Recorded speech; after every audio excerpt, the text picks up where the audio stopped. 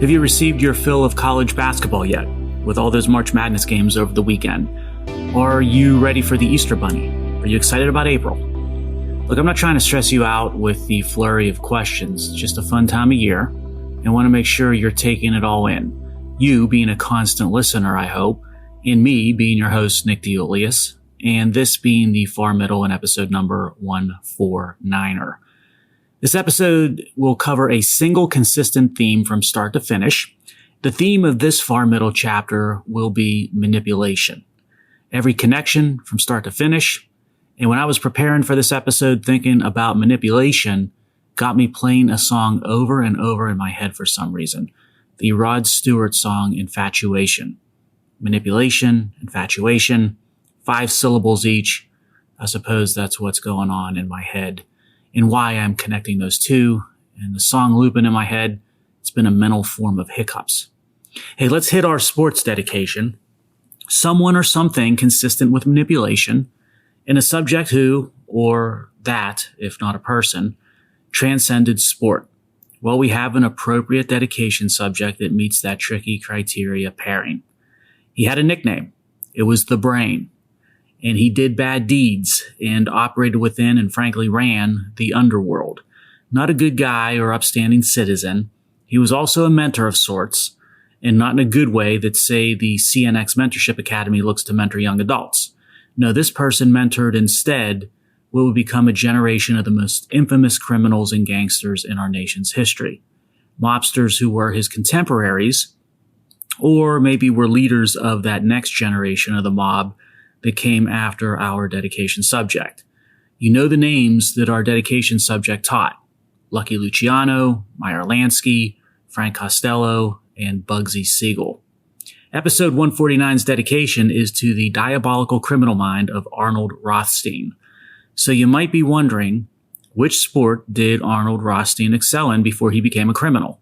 After all, this is a sports dedication. But Rothstein didn't excel in any sport as a player or coach, to the best of my knowledge. However, he did something in sport that transcended the sports world. Yes, the Brain, Rothstein, was the mastermind behind the fixing of the 1919 World Series. That's the most famous sports gambling fixing incident in the history of the United States. The stuff that movies have been made of, like 8 Man Out, the stuff that kept legends out of Cooperstown's Hall of Fame for a century, like Shoeless Joe Jackson, and the type of activity that remains a concern today in our world of big-time sports wagering and the tens of billions of dollars that flow along with it. I'm assuming that the Brain indeed did fix the World Series in 1919, but I have to tell you in fair disclosure that the topic of his involvement has been debated for over 100 years since the series itself. No one knows for sure at this point, but boy, the evidence points heavily to Rothstein playing a major role in fixing the series. In 1919, Rothstein's minions may indeed have paid players on the Chicago White Sox to throw and intentionally lose the World Series to the Cincinnati Reds. Rothstein bet against the White Sox and made a significant profit in what was ended up being called the Black Sox scandal, to contrast against the official team name of the White Sox. The Brain was summoned to testify before a grand jury investigation of the incident. Rothstein swore he was simply an innocent businessman, intent on clearing his name and his reputation. The prosecutors could find no evidence linking Rothstein to the affair, and he was never indicted. I wonder what today's prosecutors in places like New York would do with someone like Rothstein. Would it depend perhaps on his political affiliation? But I bet Rothstein played both sides of the political spectrum to cover his bets, so to speak. And I'm not going to speculate what playing in politics would equate to for a guy like Rothstein. What was interesting is that Rothstein did acknowledge the World Series was indeed fixed. Everyone knew that. His point was that it was not him that fixed the series. He testified in court. The whole thing started when some other cheap gamblers decided to frame the series and make a killing. The world knows I was asked in on a deal, and my friends know how I turned it down flat. I don't doubt that Attell used my name to put it over. That's been done by smarter men than Abe. But I was not in on it, would not have gone into it under any circumstances, and did not bet a cent on the series after I found out what was underway. That's from Rothstein's testimony. Another possibility was that Rothstein was approached by yet another gambler looking to fix the series and then wanted to find a way to manipulate those different gamblers trying to influence the outcome of that World Series. It would not be below Rothstein to figure out one mobster or gambler was fixing the series and then to bet on the series with the inside knowledge of the secret. And by the way, Rothstein was not in Cincinnati or Chicago for the series. He stayed in New York listening to a live broadcast of the games on a hotel or at a hotel. The players, including Shoeless Joe, they signed confessions of the fixing of the game, but all those signed confessions disappeared. And then the players refused to repeat their confessions. So the judge had to dismiss the case against Rothstein. How convenient. That's right. The official record says Rothstein was never involved in the fixing of the series, and the official record shows it was never proved that the series had been fixed itself. Despite the legal case against the White Sox players being dismissed, all 8 White Sox players named as trial defendants, they were permanently banned from playing or participating as coaches in Major League Baseball by the newly named first commissioner of Major League Baseball, Kennesaw Mountain Landis. He sits in Cooperstown today. Now, what did Rothstein allegedly collect from betting on the fixed World Series? Well, there's a lot of speculation on that topic. He always maintained it was less than $100,000. Most experts say it was around $350,000. Most say it could have been much, much more. Now, the career didn't end well for the Brain. Rothstein was murdered in a business dispute, but he became immortal in the minds of Americans. Do you want an example of how he's become immortal? Do you like The Great Gatsby? A lot of people love that book. F. Scott Fitzgerald's 1925 masterpiece has in it a character named Meyer Wolfsheim, and he is a mentor to Jay Gatsby, who Gatsby tells Nick Carraway in the book fixed the World Series back in 1919. And Carraway wonders how that person isn't in jail. They can't get him, old sport, Gatsby replies. He's a smart man. Our episode 149 dedication goes to Arnold Rothstein, that diabolical manipulator. On to the connections for the week. Rothstein would famously quip that he would bet on anything except the weather because you can't fix the weather. That's a good one.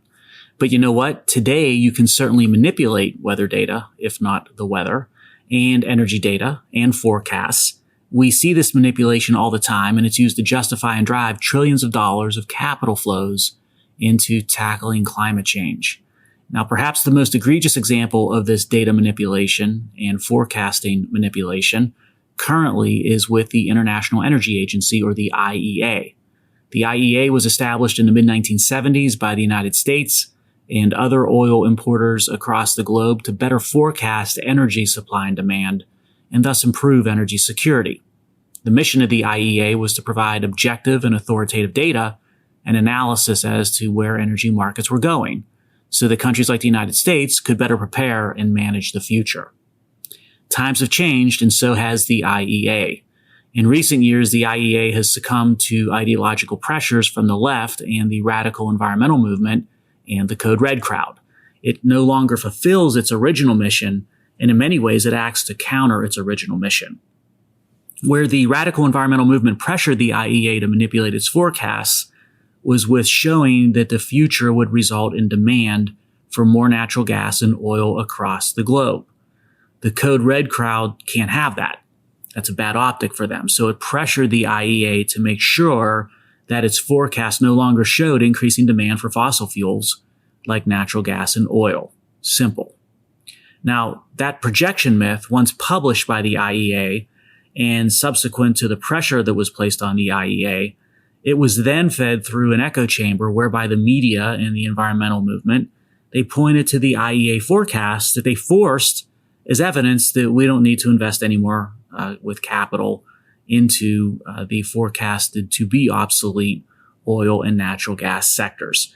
That's right. The same interest groups, the same ideologies that pressured the IEA to manipulate its forecasts are the same ones that then use those forecasts to hold up and point to the world saying, see, the IEA says we were right. Don't need any more investment in what is a declining demand forecast for natural gas and oil.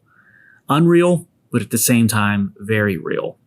And the most recent example of this echo chamber dynamic is with the Biden administration justifying what they are calling their pause on new LNG, liquefied natural gas, export facilities.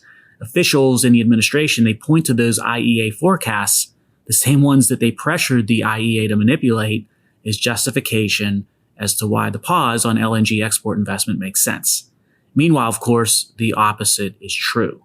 And that's what you get with manipulation. The original manipulation that one sees with things like the IEA projections, it then manifests into next order derivative manipulations, one of which is our next connection. Last episode of the Far Middle, we discussed how the farmer movement in Europe is calling you-know-what on net zero plans and climate policies. Well, much of that turmoil kicked off in Germany because the German government originally looked to manipulate its budget. You see, the government had some excess funding left over from pandemic emergency spending. And with the pandemic being over, the government wanted to utilize that excess budget, which was billions of euros, to spend on climate change programs. But the Constitutional Court in Germany said not so fast.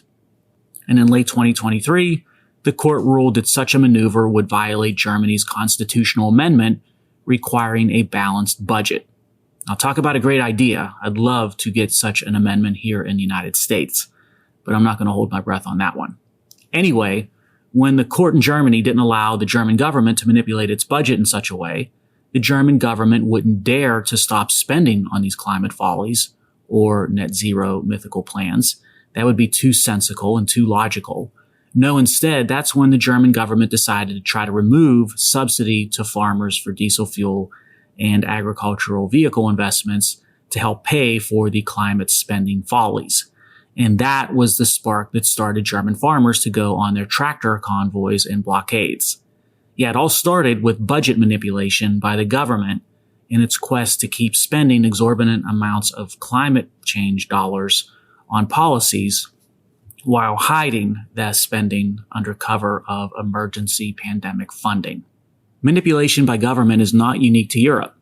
Our own government here in the United States is fully capable of manipulation of its own, as our next connection will show. The EPA, Environmental Protection Agency, it tells us that electric vehicle rules, which are effectively mandates, they're going to save and benefit Americans not billions of dollars and not hundreds of billions of dollars, but trillions of dollars. And the media happily accepts that prognosis with no questioning at all. You can trust the government, right? Well, not so fast. Thankfully, two authors, Paul Boniface and Tim Considine, they performed an analysis of the EPA electric vehicle rules, and found that instead of 1.6 trillion in savings or benefits to society that the EPA says will come from its electric vehicle rule/mandate, such a rule instead creates 1.4 trillion in costs to Americans and society. Now, that's quite the swing of about $3 trillion. And when you read the article, which is titled Analyzing the EV Rule, you see the EPA didn't just manipulate the total manufactured savings or benefits, but it got wrong and manipulated just about every line item used to construct the fabricated benefits and savings. The EPA overestimated savings from liquid fuel costs, and it underestimated electricity costs, which combined took what should have been about a $140 billion cost to society due to the electric vehicle rule to a fabricated or manipulated benefit of almost $900 billion. The fuel savings manipulation resulted in almost a $1 trillion swing by itself. But the fuel savings manipulation, believe it or not, was only one of the largest line items of manipulation in the EPA analysis. We must give some distinction to another line item that the EPA massively manipulated in the analysis, which was vehicle technology costs.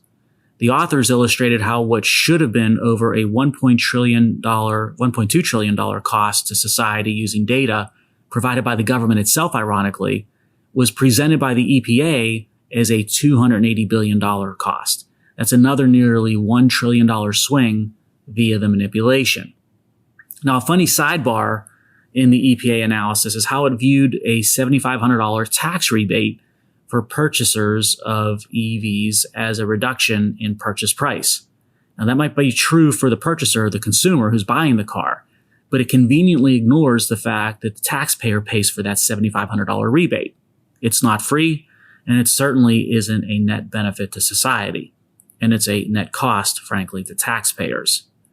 When you add it all up, as Boniface and Considine have done, the math shows what EPA presents as a $1.6 trillion benefit to society with the EV rule is actually a $1.4 trillion cost to society. Yes, manipulation can camouflage the negative as a positive, and it can do so on a massive scale spanning $3 trillion. Manipulation, finance, trillions of dollars, and government as the perpetrator. Hey, it's not just happening with the electric vehicle rule and with the EPA. It's also happening, as our next connection shows, with a slew of governments on the local and state level with public pension liability. If you look to official government and business media estimates as to the magnitude of public pension underfunding across this nation, you're going to typically find ranges between $1 trillion and $1.5 trillion. But a pair of economists from the Hoover Institution, they did their own analysis, and they found that the funding shortfall as of 2021 was about $6.5 trillion, which is 600% more than the reported amounts that I just quoted. The manipulation of the public pension liability tab comes down to what government entities and their actuaries, those are the entities and individuals that calculate the liability, what they're using for discount rate to value future pension payments. Since most of these plans are pay-as-you-go, they should use much lower discount rates than what they actually apply, which, by the way, they typically use around 7%. And that's what skews the calculation of liability lower, as I said, by trillions of dollars or by almost 600%. And what is devilishly ironic with this manipulation is that the federal pension law and accounting standards, they force the same actuaries to use more appropriate discounting rates for private sector pensions. But those laws and those rules don't apply to state and local governments. So how do you like that? So the actuaries and the Government Accountability Standards Board, they keep pretending and manipulating by using discount rates that lower the reported public pension liability totals. If a public corporation engaged in such manipulation with their pension plan, they would be accused of misleading the capital markets and shareholders. But when state and local governments do this, they don't face accountability, pun intended, for misleading the American public and taxpayers. In fact, governments and their actuaries, they're quite brazen about what they do with discount rate manipulation. They develop and promote messaging and podcasts and conferences and presentations to criticize and downplay these types of concerns regarding the manipulation of public pension liability toward lower levels. It's a PR campaign designed to justify the manipulation. And by the way, I dedicate a chapter of my book Precipice, The Left's Campaign to Destroy America, on this topic and issue. Give it a read if you get a chance, with a chapter on public pension liability. Now, I've been beating up on the government and its various modes of manipulation. So in the interests of fairness and balance, let's make a connection to manipulation to mislead public capital markets that's occurring in the real estate sector, specifically in the commercial real estate sector. We've discussed on the far middle how commercial real estate is facing an epic looming crisis. Downtowns are dying, businesses are shedding leases and office space, interest rates and the loans that go with them are increasing in costs, and many areas saw an overbuild in commercial real estate capacity. So you'd think that most of the financial reports and information that are provided to the capital markets to help investors make informed decisions, that they'd reflect this growing wall of worry and pending doom. And you would be wrong, because the commercial office real estate market has become quite adept at manipulating the value of individual properties through certain tactics used with transactions upon sale of properties. Allow me to explain how the scheme works.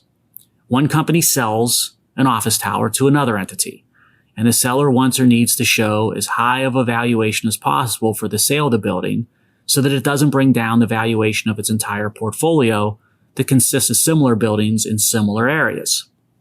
So how do you artificially manipulate and boost the value of an office building when you're selling it? Actually, it's quite simple. You ask the buyer to pay a premium for the building above market, and in return, you pay part of the acquisition price back as the seller by selling the debt on that building to the new buyer at a severe discount to market. And maybe when you're doing so, you don't disclose the discounted debt transaction when the seller, who is, let's say, a public company, releases its earnings report to Wall Street, or when it issues its press release celebrating the sale.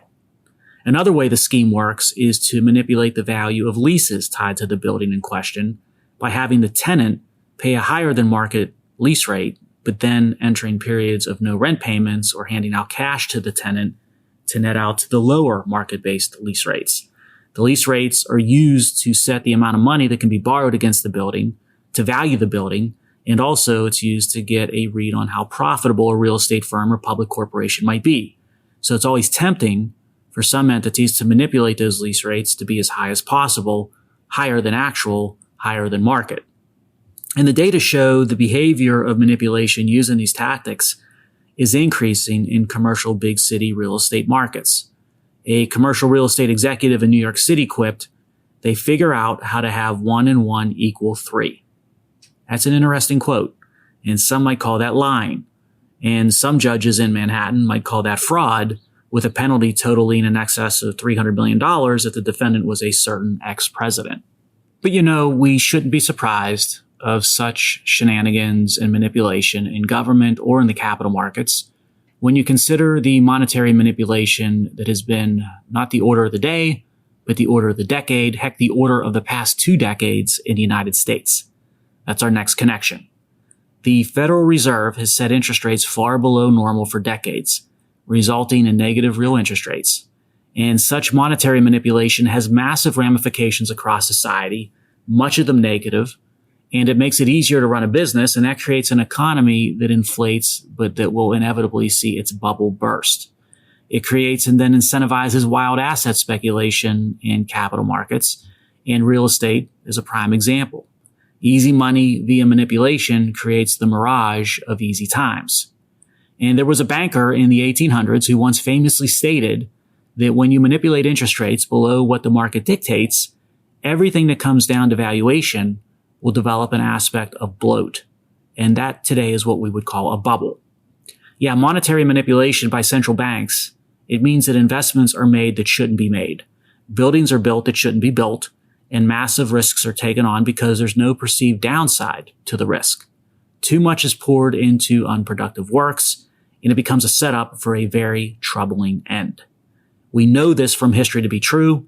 The governor of the Bank of England in 1889 warned the City of London with the following quote, "The present tendency of finance is distinctly in the direction of danger.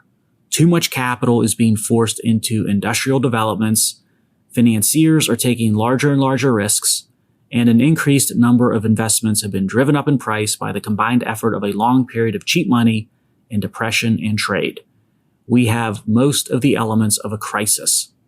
Does that sound like today? Yes, manipulation comes with a price. This is a good point in the episode to highlight that although we've been discussing manipulations by governments and bureaucrats and players in the capital markets and central banks, there is a gatekeeper and protector of truth out there that's become a willing accomplice by not calling out the obvious manipulations as they occur. And that gatekeeper and the sort of protector of truth is supposed to be the discipline and profession of journalism and the media. Now, I was reading a piece by someone who recently did an excellent job of surmising that a journalist is a person ideally who was willing to destroy their own opinions in the face of facts, and someone who's willing to report the truth regardless of any consequence to the journalists themselves, and someone focused on reality instead of desired outcome. Now, that's not what most journalists in the media do today. Instead, they become betrayers of their legacy and their responsibility within society. Most journalists today, they do the opposite. They let their opinions trump the facts. They report the image instead of the truth, and they focus on ideology and desired outcome instead of reality.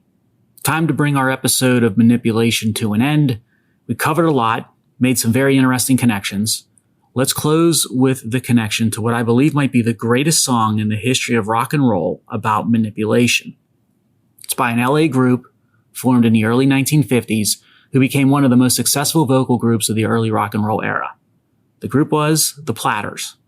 And the song that focused on manipulation was their number one hit, their first number one hit, The Great Pretender. Its lyrics were written in the washroom of the Flamingo Hotel in Las Vegas by Buck Ram. Buck Ram was a legendary songwriter who inked many of the Platters' hits. And the song is about self-manipulation. It's a powerful variation of manipulation or form of manipulation, as we all probably know from firsthand experience. And the opening verse is historic rock and roll, constant listeners. Oh yes, I'm the great pretender, pretending that I'm doing well. My need is such, I pretend too much. I'm lonely, but no one can tell. Play some of the Platters' greatest hits. Another smash single that hit number one for the Platters was Twilight Time. That's my favorite song from the Platters. And it's Twilight Time for this week's installment of The Far Middle. Don't forget, we don a new episode, milestone number 150, next. And that should be fun.